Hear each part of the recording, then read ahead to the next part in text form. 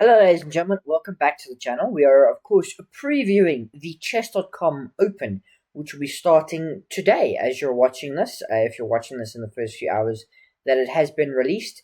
It is the second major online event that they are hosting, and it feeds directly into the Esports World Cup. So let us just get straight into it, not faff about too much. So we have the chess.com Open, formerly known as the chess.com Global Chess Championship. You can see the broadcast as I'm recording this starts in 19 hours. It'll be about 12 hours from when this is released. Happening on, it says March 14th, but there have been, of course, qualifiers. I even played into, I wasn't successful, obviously, but yeah. $250,000 prize pool. It is a 10+0. It is a rapid tournament of sorts. And what is the most important is the top 3 finishers of the chess.com Open qualify directly for the Esports World Cup. And if an already qualified player finishes top 3, as we will discuss in just a moment, no extra spots are added. So if you want to qualify and you're not doing well in the Championship Chess Tour leaderboard, you gotta win this. Who are the players involved? We'll get to that in just a moment. You can see qualified through the winter split from Title Tuesday was Magnus Carlsen, Jan Krzysztof Duda, Maxim Vasilyev, Denis Lazovic, Sam Sevian, Javokhir Sindarov, the candidates winner, Arjun Erigaisi, and Vincent Keimer. And they are going to be seeded against the players who qualified through the play-ins.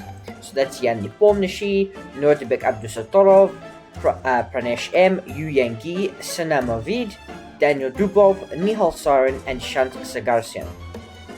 The schedule, April 23rd, so as you're watching this, will be the winners bracket round of 16, the quarterfinals and the losers bracket round 1. April 24th will be the winners bracket semifinals, the winners bracket final.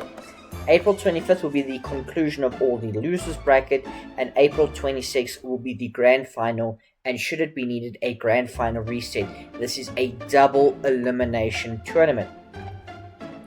Prize fund, obviously there was some prize money for the play-ins that some people got, and some bonus, but if we're looking in terms of the playoffs, top 3, $50,000 for first place, $35,000 for second place, $25,000 for third place, and of course the top 3 all qualifying for the Esports World Cup. Fourth place walks away with 100 points, still for the Champions Chess Tour leaderboard, so still important to finish as well as you can. They get $20,000. Fifth place, which will be 2 players, $15,000 apiece, and 75 points. 50 points for 7th place times 2 with $10,000. 9th place, 4 players finishing in what is effectively 9th place, 40 points, $7,500, and in 13th, which will be 4 players, 20 points and $5,000. Now to get into the predictions, you can make your own predictions. There was an announcement here, and so we're going to be making our own predictions. We're going to start with my chess.com username, which is a trusty Matt.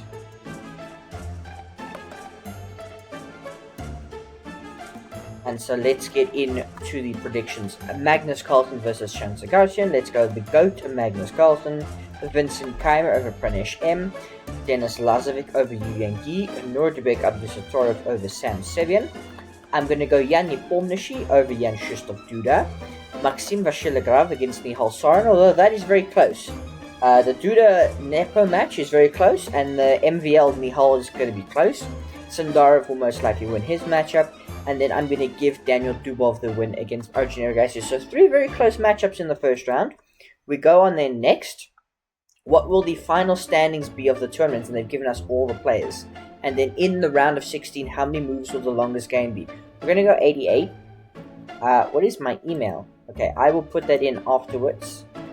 So we're going to give the order. I'm going to just Magnus Carlsen for the win. Who is going to come up against? It's very interesting. I'm going to give it to Nurbek. Then I'm going to go Keimer, Nepo, Sindarov, MVL,